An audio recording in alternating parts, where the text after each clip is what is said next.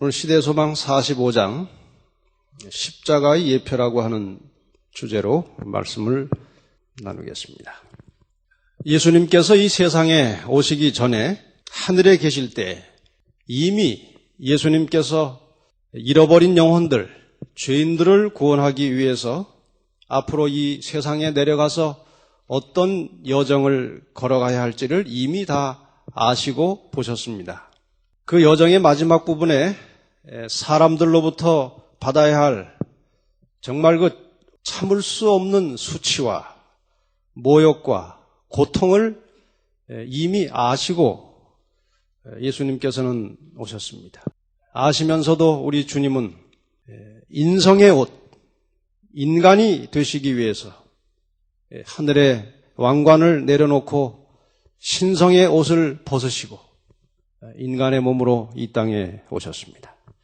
이제 예수님의 생애가 거의 마지막 부분에 접어들게 되었습니다.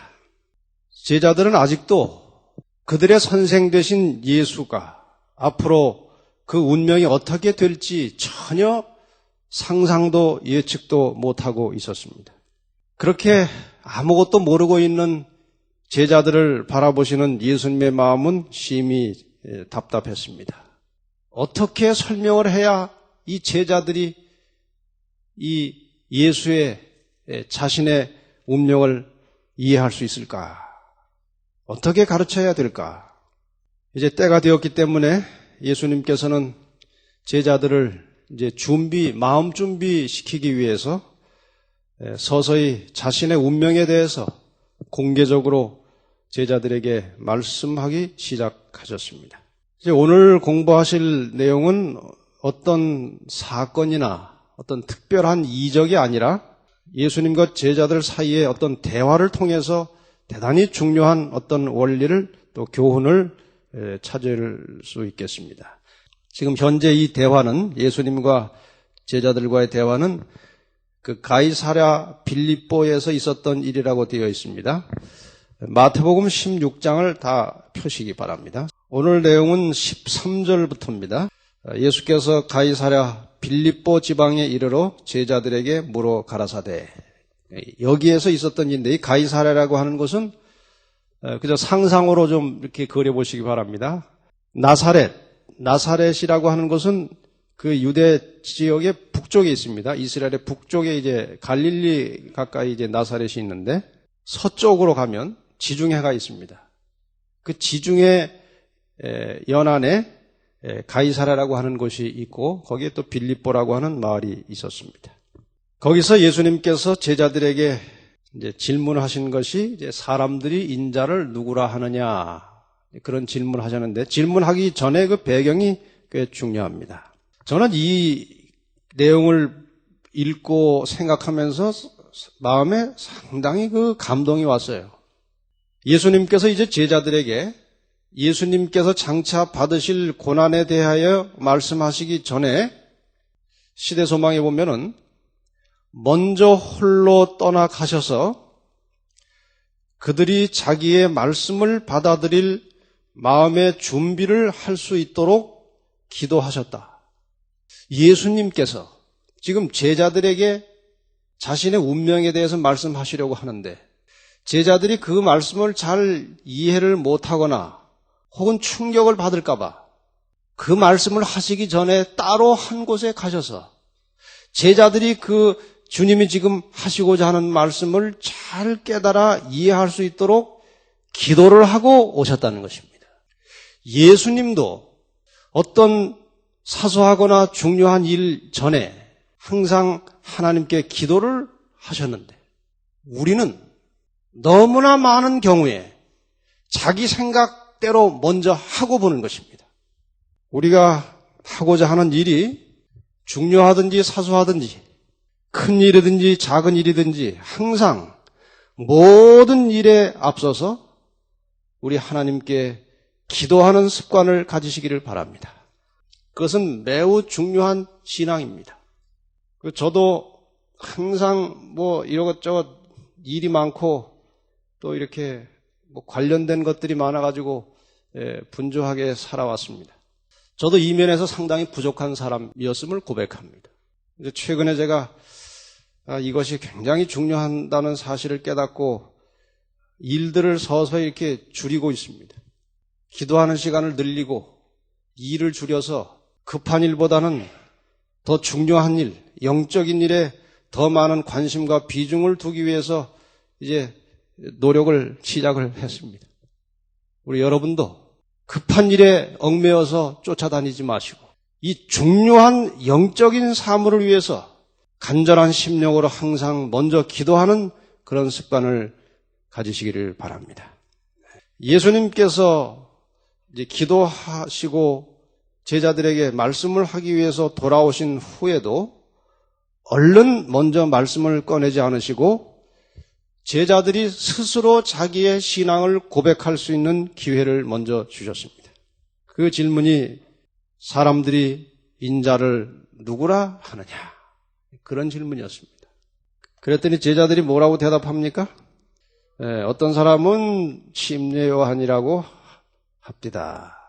어떤 사람은 엘리야가 다시 나타난 것이 아니냐 그렇게 말하는 사람도 있었습니다. 어떤 사람은 에레미야나 혹은 다른 선지자 중에 하나가 아니냐 그렇게 말을 합디다 하고 예수님께 그 소문대로 이야기를 했습니다.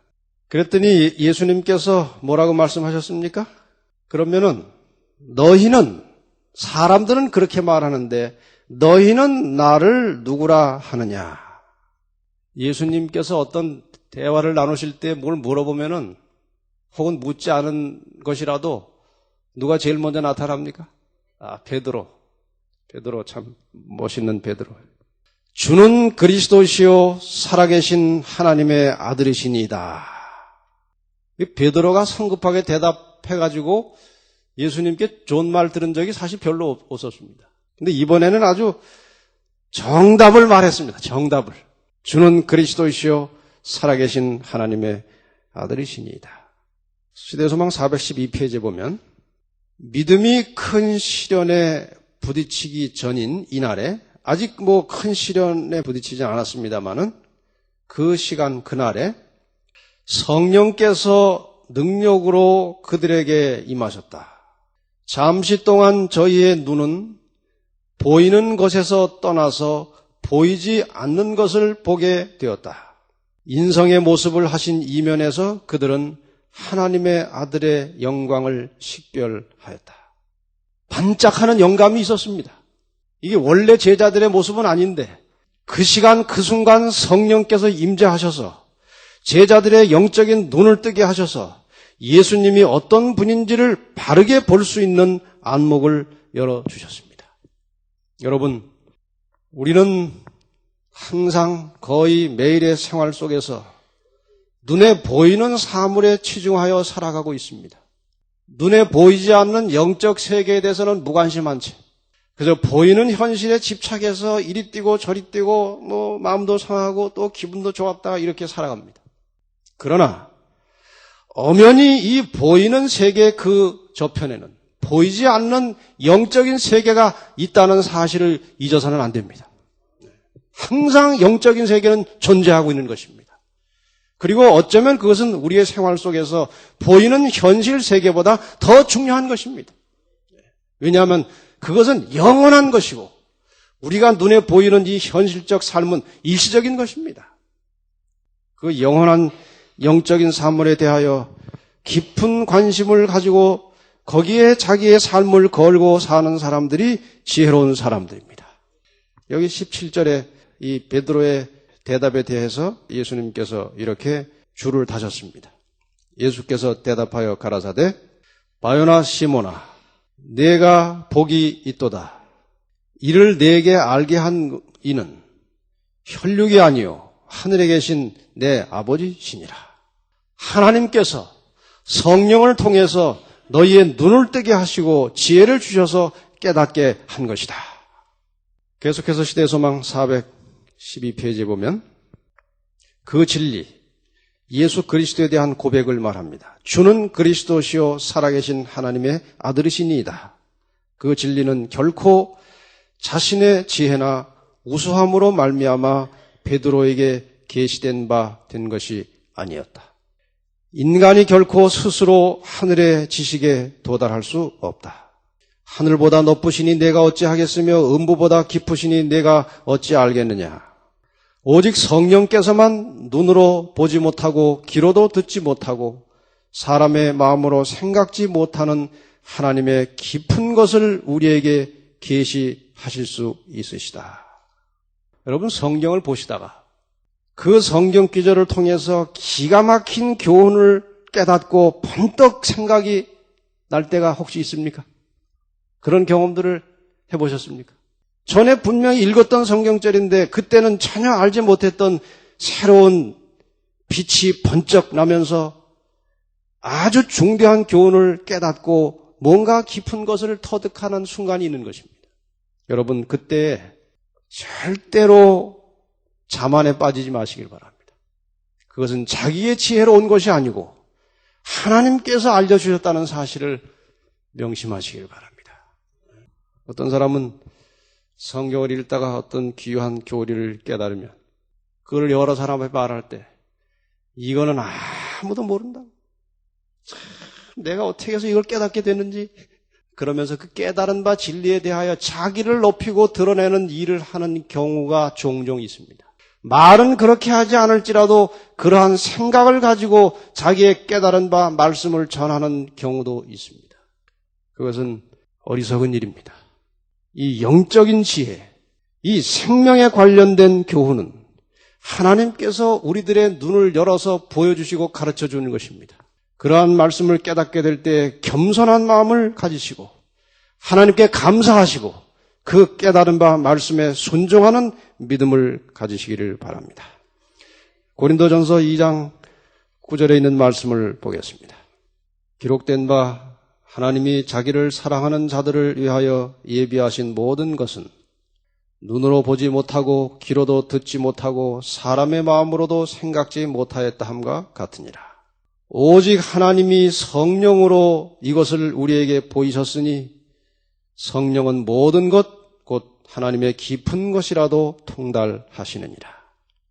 하나님께서 우리를 예비하신 영원한 생명, 천국, 정말 모든 죽음과 고통과 질고가 떠나가고 정말 평화롭고 깨끗하고 아름다운 그 새로운 세상, 하나님께서 예비하신 그 세계, 여러분 그 세계가 분명히 있다는 것, 그리고 올 것이라는 사실을 믿으십니까? 저는 1%도 의심 없이 믿습니다. 여러분도 다 그렇게 하실 줄 믿습니다. 분명히 하나님께서 인간을 위해서 어마어마한 세계, 영원한 세계를 준비하고 우리를 데리러 오실 것입니다. 이것은 우리가 보지도 못했고 듣지도 못한, 정말 상상도 못하는 것이지만 분명히 하나님께서 그것을 예비하셨고 그것이 올 것을 우리가 믿을 수 있는데 어떻게 믿을 수 있는가? 성령께서 우리에게 그것을 깨우쳐 주셨기 때문에 믿을 수 있는 것입니다. 여러분, 예수님 보셨습니까? 어떻게 믿습니까? 천국을 보셨습니까? 어떻게 믿습니까? 말씀을 통해서 성령께서 우리에게 확신을 주시고 지혜를 주시고 깨달음을 주셨기 때문에 믿는 것입니다. 늘 저희들에게 하나님의 깊은 것, 진리의 말씀을 깨우쳐 주시고 가르쳐 주시는 예수 그리스도와 성령의 은혜에 깊이 감사하고 사시기를 바랍니다. 이제 그 다음에 나오는 성경절들이 굉장히 중요하고 또 어렵기도 하고 까다로운 성경절들이 이제 나옵니다. 한번 다 유명한 성경절입니다. 이것이 16장 18절. 또 내가 네게 이르노니 너는 베드로라. 내가 이 반석 위에 내 교회를 세우리니 음부의 권세가 이기지 못하리라.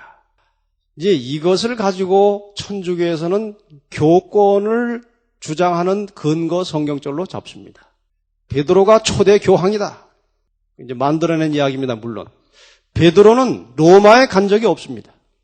초대 교황이 될 수가 없어요.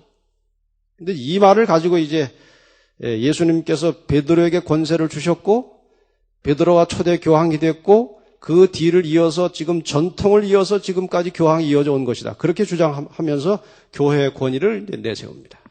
여기 베드로라고 하는 말, 이 베드로라고 하는 말이 이제 그 헬라어 페트로스라는 말에서 이제 나온 이름입니다. 베드로, 페트로스에서 나온 이름인데 그 페트로스라고 하는 말은 이 작은 돌을 말합니다.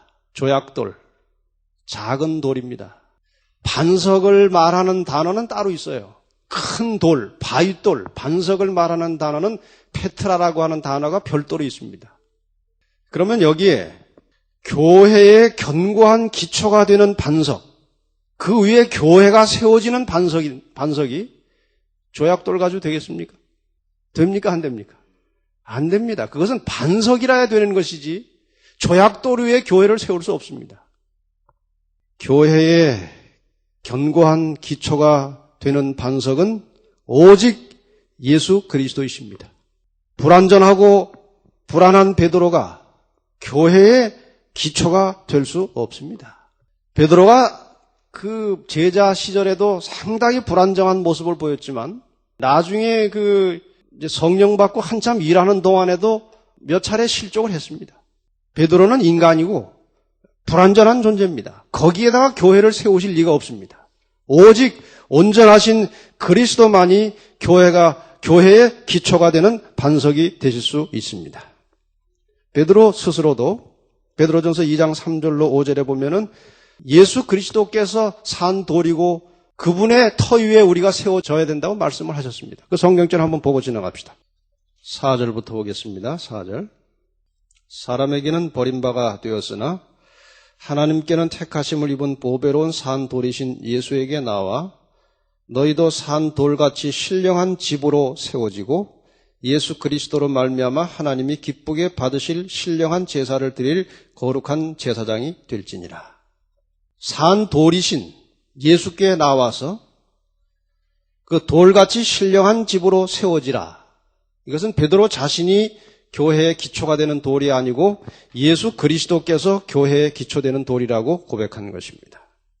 그래서 지금 여기 내가 이 반석이라고 했을 때는 예수 그리스도 자신을 가리키는 것이지 조약돌을 상징하는 이제 베드로를 가리키는 것이 아닙니다.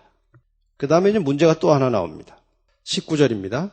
천국 열쇠를 내게 주리니 내가 땅에서 무엇이든지 매면 하늘에서도 매일 것이요 내가 땅에서 무엇이든지 풀면 하늘에서도 풀리리라. 이 성경절을 근거해서 물론 다른 여러 가지 역사적 유래가 있습니다만 주로 이 성경절을 근거로 해서 신부들이 고해 성사를 받습니다. 받아가지고 신부가 용서를 해야 풀리는 것이고 용서를 안 하면 안 풀리는 것입니다. 그래서 고해 성사를 합니다. 무슨 권위로 그렇게 하느냐? 이 권위. 베드로에게 이 권세를 주셨고 그것이 교황에게 이어졌고 그것이 사제들에게 위임되었기 때문에 그렇게 한다는 것입니다. 지금 이것은 베드로가 모든 신앙과 믿음의 기초가 되는 신앙 고백을 했습니다. 주는 그리스도이시오 살아계신 하나님의 아들이니다. 이것은 베드로만의 신앙 고백인가요? 우리 모두의 신앙 고백인가요? 이건 그리스도를 믿는 모든 성도들의 신앙 고백입니다. 그래서 이 예수님께서는 베드로를 이제 그 말을 한 베드로를 성도의 대표자로서 그 이제 말씀을 주시는 것인데 여기에서 말씀하신 천국의 열쇠라는 것은 무엇인가? 시대소망에 적절한 답변을 주고 있습니다. 413페이지, 14페이지에 천국 열쇠는 곧 그리스도의 말씀이다. 이 말씀은 하늘을 열고 닫는 능력을 가지고 있다. 그 말씀은 사람들이 간합되느냐 혹은 거절당하느냐를 결정짓는 조건들을 선언하고 있다. 좀 말이 어렵게 되어 있습니다. 천국 열쇠는 뭐라는 것입니까? 하나님의 말씀이에요. 이 말씀을 하나님의 말씀으로 받아들이고 믿으면 천국 문이 열리는 것이고 이 말씀을 받아들이지 않으면 천국 문은 닫히는 것입니다. 말씀이 열쇠입니다. 또 이것을 우리가 조금 더 이렇게 확대해서 하면 그러므로 하나님의 말씀을 전파하는 자들의 사업은 생명에 이르게 하는 향기가 되거나 그렇지 않으면 사망에 이르는 냄새가 되거나 한다. 그들의 사업은 영원한 결과가 달려있는 사명이다. 그러므로 하나님의 말씀을 전하는 사람의 그 사업이, 하나님의 말씀을 전하는 그것이 다른 사람으로 하여금 하늘 문을 열고 들어갈 수 있게도 하고 닫게도 하는 것입니다. 어떻게 하면은 열고 들어가는 것입니까? 제가 아무개에게 성경을 가르칠 때 그가 그 말씀을 달게 받고 믿으면 열리는 것이고 아무리 가르쳐도 안 받으면 닫히는 것입니다. 그런 의미에서 하나님의 말씀이 열쇠임과 동시에 모든 말씀을 가지고 말씀을 전하는 그리스도인들은 열쇠를 가지고 있는 것입니다. 여러분 각자가 정말 하나님의 말씀을 믿고 있다면 열쇠를 가지고 있습니다. 열쇠를 가지고 주머니에 꼭 넣어서 보관하지 마시고 내가 나중에 들어갈 때 열려고 하지 마시고 그 열쇠를 가지고 부지런히 다른 사람들에게 하늘문을 열어주시기 바랍니다. 진리의 말씀을 가지고 부지런히 돌아다니면서 그 사람들도 하늘문을 열고 들어갈 수 있도록 열어주시기 바랍니다. 하나님의 말씀이 열쇠입니다. 이건 베드로에게만 주어진 것이 아닙니다. 베드로를 비롯해서 하나님을 믿고 말씀을 가지고 살아가는 모든 성도들에게 말씀의 열쇠가 주어진 것입니다. 교회는 사람에 의존하거나 사람에 의하여 지배를 받아서는 안 된다. 사람은 다 시험을 당하고 자칫하면 실수하기 쉽다. 우리는 유한한 존재에게 지도를 위촉할 수 없다. 믿음의 반석은 교회에 계신 그리스도의 살아계신 임재이다. 가장 연약한 자도 그것을 의지할 수 있으며 자신을 가장 강하다고 생각하는 자들이라도 그리스도를 그들의 능력으로 삼지 않은 한 가장 약한 자임이 드러날 것이다. 가장 약한 자도 그리스도를 의지할 때에 강한 자가 되는 것입니다. 아무리 강해도 스스로 강해도 그리스도를 자신의 능력으로 의지하지 않는 사람은 가장 비천하고 약한 자가 될 것입니다. 예레미야 17장 아주 귀한 말씀이 있어서 좀 같이 읽고 지나가겠습니다. 5절부터 보겠습니다. 모든 분들이 다 이 성경을 찾고 이 말씀이 주는 정말 귀중한 생명의 교훈을 같이 받으시기를 바랍니다. 나 여호와가 이같이 말하노라. 무릇 사람을 믿으며 혈육으로 그 권력을 삼고 마음이 여호와에게서 떠난 그 사람은 저주를 받을 것이라. 그는 사막의 떨기나무 같아서 좋은 일에 오는 것을 보지 못하고 광야 건조한 곳 건건한 땅 사람이 거하지 않는 땅에 거하리라. 상당히 시적으로 쓰여진 말입니다. 인간을 의지하는 사람, 인간의 권력으로 무언가 해보려고 하는 사람은 결국 처참하게 망할 것이라는 이야기입니다. 7절 그러나 무릇 여호와를 의지하며 여호와를 의뢰하는 그 사람은 복을 받을 것이라.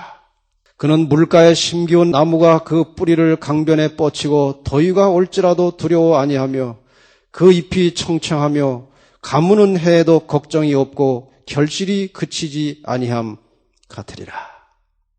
여러분, 인간을 의지하지 마시고 사람의 권세에 의지하지 마시고 하나님을 의지하고 사시기를 바랍니다. 흔들림이 없을 것입니다. 변함이 없을 것입니다. 하나님을 의지하는 자는 절대로 후회함이 없을 것입니다. 사람보다 하나님을 의지하는 믿음으로 끝까지 견디시기를 바랍니다. 이 정도 말씀하고 제자들을 교훈하신 후에 이제 예수님께서는 이제 장차 받을 고난을 제자들에게 아주 노골적으로 드러내놓고 말씀을 하셨습니다. 그런데 이상한 것은 그렇게 노골적으로 이야기를 해도 제자들은 여전히 좀 전에 그리스도시요 살아계신 하나님의 아들이라는 고백을 공감하는 마음으로 해놓고도 여전히 마음 한쪽 구석에 예수가 세상의 임금으로 통치할 것을 은근히 기대하고 있었습니다. 예수님께서 십자가의 고난에 참여하시고 십자가에 돌아갈 것이라고 하는 것은 꿈에도 생각지 못했습니다. 그러나 때가 되었기 때문에 예수님께서는 계속해서 제자들에게 자신의 고난과 십자가 죽음에 대해서 말씀하고 가르치셨습니다. 마태복음 16장 21절부터 보면은 예수님께서 제자들에게 하신 교육의 말씀이 나옵니다. 이때로부터 예수 그리스도께서 자기가 예루살렘에 올라가 장로들과 대제사장들과 서기관들에게 많은 고난을 받고 죽임을 당하고 제3일에 살아나야 할 것을 제자들에게 비로소 가르치시니 깜짝 놀랐습니다. 상상치도 못한 예수님의 말씀을 들었을 때 제자들은 깜짝 놀랐습니다. 주여 그리 마옵소서. 이 일이 결코 주에게 미치지 아니하리이다. 참 답답한 이야기였습니다. 예수님은 그리로 가셔야 합니다. 그리로 가셔야 인류의 구속사업이 이루어지는 것입니다. 그런데 베드로는 아무것도 모르고 참 철부지 같은 말을 하는 것입니다. 그리하지 마소서. 그런 일이 주님께 미치면 안 됩니다. 예수님께서 단호하게 말씀하셨습니다. 사단아, 내 뒤로 물러가라. 너는 나를 넘어지게 하는 자로다. 내가 하나님의 일을 생각지 아니하고 도리어 사람의 일을 생각하는도다. 베드로에게 사단아 그랬을까요? 지금 예수님은 베드로와 예수님 사이에서 베드로를 유혹하고 있는 사단의 실체를 보셨습니다. 지금 예수님과 베드로 사이에 누가 있어요? 사단이 있어서 베드로로 하여금 예수님의 말씀을 깨닫지 못하게, 예수님의 십자가 고난에 대하여 감동받지 못하게 지금 사단이 베드로를 말리고 있는 것입니다. 베드로가 그 영향을 받아서 그런 대답을 한 것입니다. 인간이 이런 것입니다. 아까는 성령의 감동을 받아가지고 주는 그리스도시요 하고 아주 위대한 고백을 한 베드로가 잠시 또 사단의 영향을 받으면서 엉뚱한 말을 하는 것입니다. 그래서 사단아 내 뒤로 물러가라 이렇게 이해하시면 돼요. 지금 예수님과 베드로 사이에 누가 있어요? 사단이 있어요. 사단아 내 뒤로 물러가라. 내가 직접 베드로에게 가르치겠다. 내 사이에 껴있지 말라 그 말이에요. 사단을 제쳐놓고 베드로에게 올바른 교훈을 하시겠다 그 말입니다. 그리고 나서 예수님께서 24절에 이와 같이 말씀하셨습니다. 이에 예수께서 제자들에게 이르시되 아무든지 나를 따라오려거든 자기를 부인하고 자기 십자가를 지고 나를 좇을 것이니라. 지금 이 말씀이 우리는 그냥 생각 없이 자주 있습니다만 지금 예수님께서 제자들에게 나를 따라오려거든 자기를 부인하고 자기 십자가를 지고 나를 좇을 것이니라고 말씀하신 이 시점은 예수님이 십자가에 돌아가시기 전입니다. 지금은 우리가 십자가 하면 굉장히 하나의 그 영광스러운 예수님이 지셨던 그런 것으로 생각을 할 수 있지만 예수님께서 돌아가시기 전에 제자들의 생각 속에 그 십자가는 정말 추악한 것이었습니다. 아주 잔인한 형벌과 죽음이었습니다. 그렇지 않았겠습니까? 지금은 우리가 십자가 하면 예수님을 생각하지만 그 당시 예수님이 제자들에게 십자가를 지고 나를 좇으라는 말은 엄청난 도전입니다. 여기 시대소망 417페이지에 제자들에게 있어서 그 말씀은 비록 희미하게 밖에는 이해되지 않았지만 가장 치욕적인 수욕, 곧 그리스도를 위하여 죽기까지 그들이 복종해야 할 것을 지적하신 것이었다. 주님의 말씀을 따라가는 일에 장애물이 있고 때로는 그 장애물이 죽음일지라도 그것까지도 감수하고 나를 따라오라는 것입니다. 그것이 제자들을 향한 주님의 분부였고 그것은 또한 오늘날 주님께서 우리를 향해서 하시는 말씀이기도 합니다. 그 밑에 계속해서 감동적인 말씀이 있습니다. 그리스도께서 위하여 돌아가신 사람들을 사랑하는 것은 곧 자기를 십자가에 못 박는 것을 의미한다. 여러분, 자기와 맞지 않는, 자기를 건드리는, 자기를 불쾌하게 하는 사람들을 사랑하는 것이 쉬워요, 어려워요? 그러나 주님은 그 영혼을 위하여 내가 십자가에 죽었으니 너도 그를 사랑하라고 말씀하십니다. 그래서 우리가 사람을 사랑하는 것은 자기를 십자가에 못 박아 죽이는 것입니다. 다시 말하면 자기가 죽지 않고는 다른 사람을 사랑할 수 없다는 것입니다.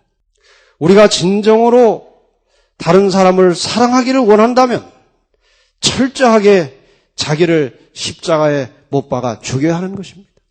내가 죽어야 다른 사람들을 사랑할 수 있다는 사실을 마음속 깊이 새겨두시기를 바랍니다. 이기심은 곧 죽음이다. 신체의 어떤 기관도 그 활동을 그 자체에게만 한정시킨다면 살 수 없을 것이다.